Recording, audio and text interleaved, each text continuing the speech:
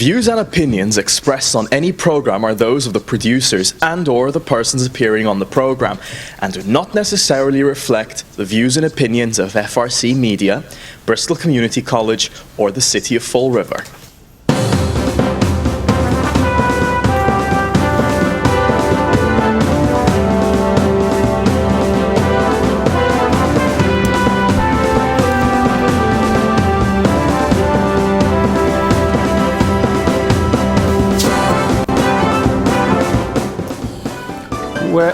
Well, here we go. Welcome to Spindle City Straight Talk. I'm Chip. And I'm CJ. And it's Wednesday, the day after the epic. Well, and 2 days after. I mean epic city council meeting. And all the time, I have never seen. So we needed Noah's Ark to rescue anybody from the flood of excrement that was thrown around in that council chamber last night. It was on Monday, I'm sorry. Was it Monday? It was Monday. Yeah, you know, I mean, I actually lost a day. It blanked my mind out. After listening to that exhibition of, that dog and pony show where every department head came marching down to sing the praises of everything. This is why I always opposed contract department heads, because they want to keep their job. They got to be puppies for the mayor. Otherwise, they don't get a contract. They don't get a pay raise. They don't get a contract. They get their marching orders. Go down and tell people, well, let me tell you something. And then they paraded the biggest dog and pony, the fire and police. You know something? Nobody supports fire and police more than I do. But I'm going to tell you something. I don't want to hear that we need radios. Why wasn't that in the budget? If you really needed radios that badly, why wasn't this a safety issue throughout the year? Now you're going to get a little extra money. It's like a Christmas present. Do we really need them? Or are we saying that just to get the public because, oh, look, it's public safety? Well, if you needed radios, you're supposed to get them. Just like you're supposed to buy police cars and fire trucks on a regular basis and not wait till the fleet is obsolete.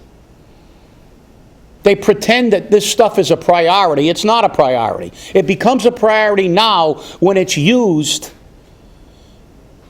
to get money for the mayor to play with his little projects for his pet streets. Projects that don't work and projects that are inflated. We were talking about $30,000 for rebranding and marketing and stuff. Now it's $100,000. Remember a while ago under another administration, the office furniture, they admitted in front of the city council that they called it a cushion. They got money so they can play. Out of this $40 million, how much is cushion money so he can play with it? You know, and the bottom line is, and I'm going to say this right out of the gate because this is going to be a long show on this issue. I'm going to tell you something, City Council. Every single person who voted for this, after listening to this pile, all the little stooges coming down and saying how wonderful it is, even though we know that none of these things work, because the fact is that rebranding, putting new street lights up, you still got the same inhabitants on the street. We've gone over that. Just look at the railroad trestle at the bottom of President Avenue. They've been working on that thing. It was freshly painted, looking great. It was already loaded with graffiti. That's what you want people to come over the bridge to see? A brand new trestle loaded with graffiti. They're repainting it again. But it'll have graffiti on it again. You know, like I said, if you sell a cereal that tastes like sawdust, you can put any kind of label you want. People aren't going to buy it. People aren't going to come to this city until we change what's going on in this city. And city councilors, every single one of you, do not belong in office. Because something was said at that meeting that gets down to the bottom line. They're going to do this bonding so it doesn't have to go before, and they said it. It doesn't, we don't want to put this and let the people vote. Well, who in the hell do you think you represent? You represent the mayor? You want to pretend that you're representing the people? Oh, we're going to get radios for the police department. Oh, we're going to get this for the fire department. Oh, we're going to put new street lights up. We're not going to get rid of the junkies. We're not going to bring in any jobs. We're not going to do anything for the foundation of this city. We're not going to change anything with this. This has been tried, and I don't want to hear New Bedford. Yeah, have you seen New Bedford with an influx of 50,000 new residents and their unemployment rate dipping down to one of the lowest in the state because they spent money on it? Providence Renaissance, it's apples and oranges. Providence Renaissance and its streetscape, or whatever euphemistic title they used, was coupled with an economic renaissance. Buddy Cianci ensured that every project that was undertaken during the Providence Renaissance employed Providence workers. Oh my God. No. Not like we do in Fall River. We bring in businesses that don't pay taxes, don't hire Fall River people, and we pay more taxes to make up for the burden, just like we're going to do on the bond. So you know something, city councilors? You all need an exit ticket at the end because you failed in your fundamental duty. As soon as this administration said we're doing this so the people can't voice their opinion on this, you should have said, we'll approve this only if we do it in its total package and we put it before the voters of Fall River and let the people who are paying the taxes make the decision. $40 million. And this is what you did. You acted in conspiracy with the mayor to deny the people a voice that they could have had. You broke this down intentionally to suppress the voices of the people. So that's where we're going to begin this show, and it's going to go downhill from here for you. It's yours, CJ. Well, this is nothing new for Pamela Laliberte-Lebeau. I'm going to quote her. She said when it came to her inclusion playground, I don't care how the city gets the money for it, they just got to get it. So she agreed that they split up the bond for it so the voters can't approve it because they knew, just like with this, they know it's not going to get approved. They split up the bond so it went through as two separate bonds. Now, one of the big issues I have with this is the first bond is 19-point-some-odd million dollars. Big problem here. I think Vito Corleone is the loan shark. Yeah. 1/3, approximately 33% interest rate, estimated at $6.7 million in interest. Now, so this isn't a $19 million bond. This is now a $26 million bond. Okay? Big deal, it's only $6 million. And as we were listening before the show, we heard directly from the city's finance wizard who handles the bonding. Oh, well, the only reason why you're at a triple A3 rating is because the state pays your bond debt service, and then they take it away from your Chapter 90 money. Yeah. So we're losing it. Right, so we actually lose the money. And we're on welfare. Right, and here's the kicker. When they take that away, from police, fire, school teachers. They take all that money away because they got to pay the debt service, and then it has to come in somewhere else.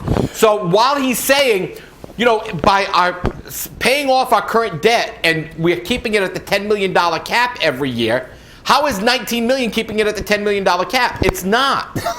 Okay. Well, that's the city finances. Right. That's the way they think. Yeah, that's the way they think. Yeah. But wait, it gets better. Oh, of course. It gets better. So we're gonna pay off the debt. Oh, wait a minute, we got a new Commonwealth of Massachusetts EBT card. $19 million, we can start going again. We'll keep the other debt going. And in a previous city council meeting, it was said that the city really doesn't pay off its debt. No. It rebonds for the existing debt. Yeah, how could they pay it off? Because we've already said that. And you're right. But, the thing that gets me is this guy is not, he's the financial advisor or financial guru. On bonding. On bonding, yeah. Well, he's also the head propagandist because the statement he made, and we can run it on one of these shows, and we'll cue it up. He said that we're not going to be paying anymore after we get this debt. So we're going to pay the same. No, we're not. I mean, look, let's, does he think everybody's that stupid? It's like, yeah, we're not going to pay any more, but we are paying more. Think about it. If you pay your car off in 2 years, you might pay $200 interest. If you finance the car for 35 years, you're going to pay $35,000 for a $5,000 car. Are you paying more? Of course you're paying more. The only difference is you're not going to pay it all.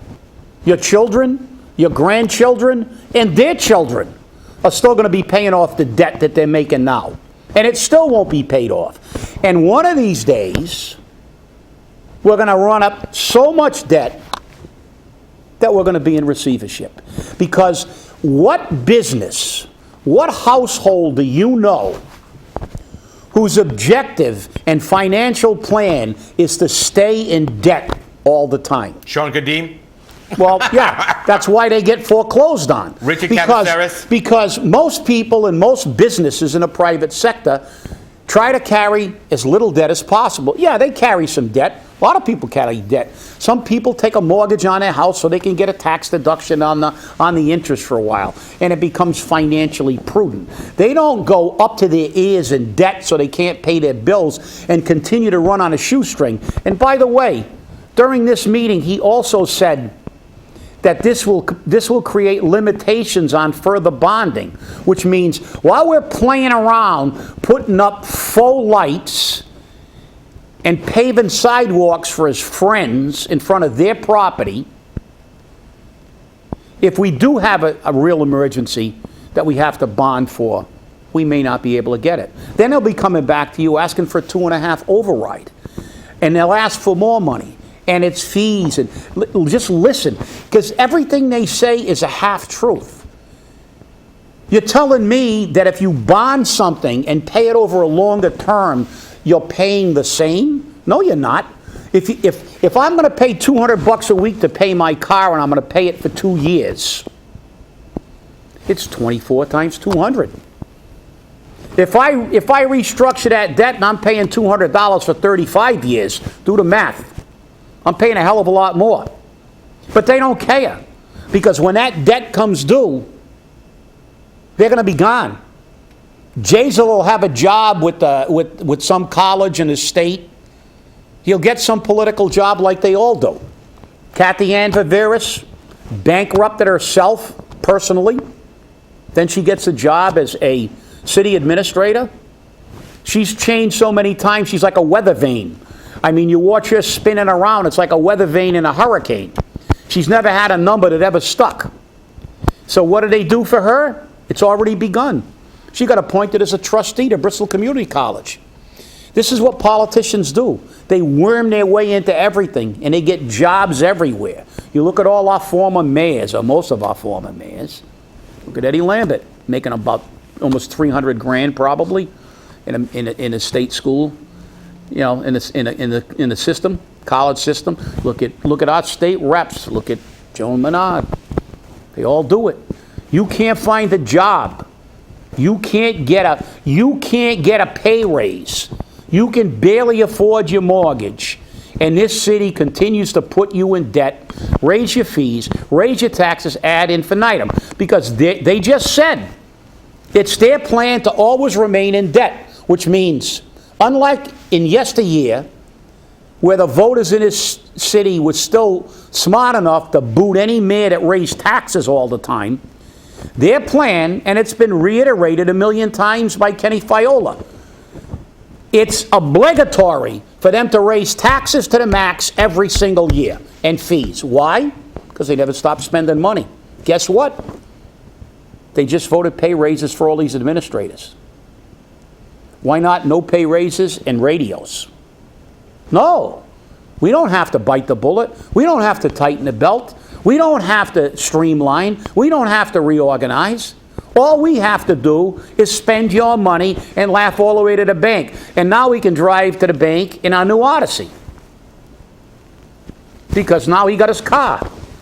Well, he hasn't gotten it yet. Well, but he is asking for it. And then the line of bull excrement, bovine excrement, was that, well, it'll be used for all administrators that need to take long rides. Yeah. What, through the country and look for apples? Or what? Yeah, I guess so. You know, if they have to drive a long distance, go to Boston or Providence, well, that vehicle's going to be in Providence all the time. You know, this way we can cut down on our personal use of the vehicle. Hey, guess what? Life is tough. All right? It's not my fault that Jaysville can't get financed. Empire Hyundai wouldn't finance them. Come on. They finance everybody. So, why are we doing this? And did you notice the hacks that came through from the city? Okay, oh, I'm here today about saving historical properties, but today I'm not. I'm here about the streetscapes program. Why? Because you're in an area that you qualify to have your property value increased. And then you had a guy who said, I live at 46 Rock Street, which is a commercial building. But nobody questioned it. Nobody questioned it. So you've got to look at this. You've got to say, hey, wait a minute. What's going on? Why is this happening? Okay? And why is he so, if he believes in this project so much, why doesn't he say, you know what? Let's put it on the ballot.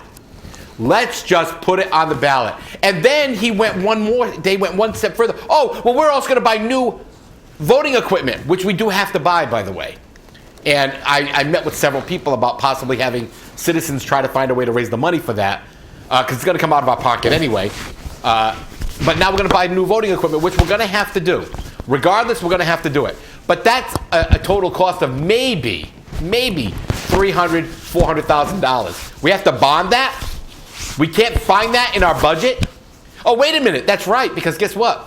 With this new $39 point some odd million bond for this project, we're going to have limited bonding ability. City Councilor Cliff Ponte said it very clearly. So we're going to have limited bonding ability then. So if an emergency comes up, if City Hall, which it's already done once, drops pieces onto the highway, if it falls into the highway, we can't bond to clean it up. And then we're going to run to the state for welfare again. I think what the state should finally do is just give Fall River a gold EBT card that just says unlimited credit, because that's what they're doing. They're providing welfare to this city in every form possible. And then, to top it all off, they decide they want to give $2 million to the Atlantis Charter School. And they tried to sell that. And the one thing that they actually, and I love it because all you people in Fall River are ignorant to it. You don't pay attention to it. They said that everything they're talking about are ifs. Ifs. Ifs. You know what? Could happen. I could win a Powerball. If I win the Powerball, I'll, do this. If I win the Powerball, I'll do that. If. We can't live on ifs.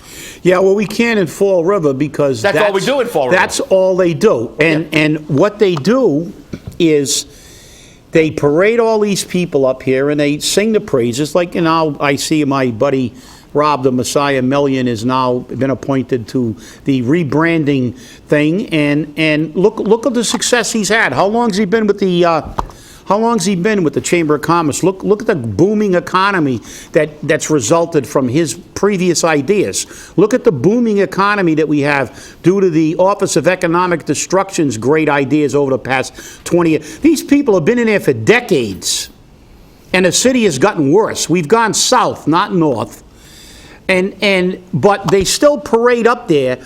And then the city council with their little shrinking little BBs, they can't get up and say, wait a minute, let's bring this before the people. Let's have some let's really have people, let's research this. How effective is this going to be without changing the fundamental demographic of this city and the economic engine of this city? That's what makes a city move forward. That's what made Providence move forward, an economic engine. As a matter of fact, Providence is beginning to regress. All that money they spent, the Renaissance is over. It's beginning to fall apart again, which means it needs constant looking at and constant tweaking. But that means constant money. Yeah, but the bottom line is it's not. It's about keeping money in the pockets of the people who fuel that economic engine. The fuel of the economy is money. And if the people who live in a city don't have money, the economic engine stalls. It's that simple.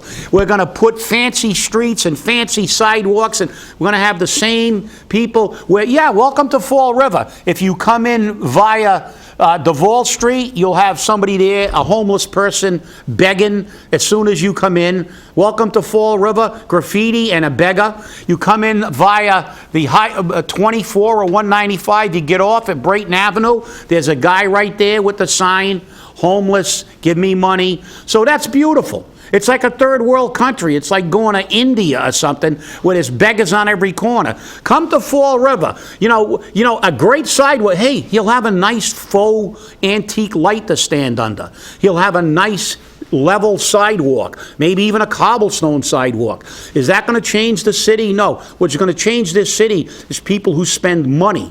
You look at Newton, you look at Mendon. Those places have people who have money. People who have money spend money. Then an economy begins to grow, and when that economy grows, people begin to come in. Businesses begin to come in. Reason businesses don't come in? Hey, city council. We're still the lowest household income in a state of a city of our size. We still have the highest percentage of people living below the poverty level. All your BS paint and lipstick on a pig is not going to help it, because that's the reality. And the bottom line is, city councilors, you were elected to be the watchdogs for the people of the city, not a rubber stamp for the mayor and let him parade all these people down and not have enough courage to stand up and say, wait a minute, this city is in difficult financial straits. The state's got to pay our damn bonds. You know something? Before we approve a $40 million, gig, I'm not going to vote to split this so the voters don't have a voice. That's who I'm here to represent. Let's put it on the ballot. Then if it flies, we can't complain. That's right. Nobody can complain. If they can push this through, well, guess what? We can not be happy about it, but the voters have spoken. Our Constitution in the state says they're answerable at all times. The city council has abandoned the voter, or they think they're smarter than we are. And they know everything, and they don't even know what they're listening to. You know, the city admitted, and to buy that line of crap that, we're not going to pay any more if we rebond. Yeah, no kidding.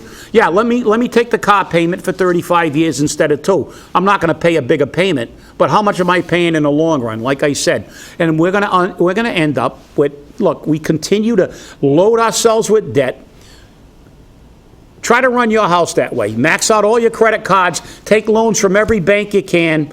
Don't meet your bills. And then see if you can get somebody to front you the money to rebond. That's what's going to ultimately happen. Well, Chip, I think one of the funniest parts about the whole thing is Pamela Laliberte-Lebeau was the first one who brought it up, that they're not going to combine the bond and they're going to separate it so it doesn't have to go to the voters. Well, she would know, because that's what she did before she was a city councilor. So again, the people of Fall River elected somebody who said, screw you, even before she ran for office. And she makes everything so nice. And then you've got Pat Casey version 10 sitting right next to her. Okay? You have Steve Long, who has never met a proposal that any mayor has ever brought out. It's like living Pat Casey all over again. You brought up the fact that they're supposed to be our watchdogs. They're not watchdogs. They're show dogs. Yeah. Okay? They're prissy little things prancing around on their paws, going, look at me, I'm a city councilor, but I don't care what you want. Let's be real. They violate people's civil rights, okay? They do it regularly and consistently, and it's not acceptable. And then they say, hey, we're going to do it this way because they know that Sutter Brook, which is the area they want to build the bridge over for the Atlantis Charter School, is a feed. It is a water feed that we're going to use to get water to the South Watuppa. That's the same brook they're going to use or attempt to use to stop the casino from going forward in Tiverton, because it runs into Fall River and they got to run right through there. Wait a second. It's okay to stop it for the casino, but it's not okay to stop it for the Atlantis Charter School. You do this, you have put the city's litigation in jeopardy. Okay, if you even were going to do it in the first place, you were all talking about it. We're going to stop this because we're not getting any money. But hey, you know what? I don't care. And then to buy this land that you can't develop on because nobody has a DEM report. Nobody said, oh yeah, there's a lot of things. You have to replace what you take away. Wetlands, you have to replace what you take away. Well, that's a cost. Did they talk about that potential cost? No. No. And here's the bigger problem with these whole bonding. They're going to need a debt override, a debt exclusion when they decide to build the $40 million new Durfee High School. Unless they're going to break that up into little bits and pieces. So again, it just doesn't work for you. And I laugh all the time. You and I laugh constantly. And I'll tell you now, this is appropriate. Screw you, taxpayer! Yeah, so true, CJ. But not only screw you, taxpayer, it's like we don't even want to hear you. That's right. We don't even pretend that you matter when things like this come through. Like I said, to me, this was the ultimate betrayal. And everybody that's sitting on that council is guilty of not doing their duty and the duty they were elected to do. That's represent the people of Fall River. When you act in concert with the mayor to get this much debt, especially when we're facing another $40 million for a school, $40 million plus, without even consulting. When you have a mechanism in place that says, okay, we can put this in front of the voters. Let's see what the voters want to do. You can even have a whole bunch of public hearings. You can do what they're doing on question 2. There's pros and cons. It's an important question because it's education, and education is extremely important. But so is the financial future of the city of Fall River. And all we're doing is kicking a can down the road. There will be limitations. We will run out of money. And ultimately, like I said, they had the audacity to say it in front of a camera. We're doing it this way so the voters don't get they don't get to have a say in this matter. We're going to ram it down their throat. And that's not the way this state, this Commonwealth is supposed to run. It's not, it's like you don't get to say anything and we get to spend forever. They said those two things and nobody's hackles on the city council were raised when they basically said, hey, our financial plan is to continue to just stay in debt forever and continue to bond and continue to play with this money. Not let's get financially solvent like some of these communities are. Nope. No, let's not let the people speak, and let's tax them and stay in debt forever. I got a text message and they asked, how do you fix the problem? Here's how you fix it. You can't fix stupid, but you can vote it out. Can't say it any better than that. Nope. Everybody get to the polls in the next election, and some people who want to actually represent the people and won't approve anything unless it's absolutely necessary and will demand a reorganization and a reassessment. That's how you fix it. You're right. You can't fix stupid, but we can vote it out. That's it. Stay angry, everybody. Stay angry. Have a great day.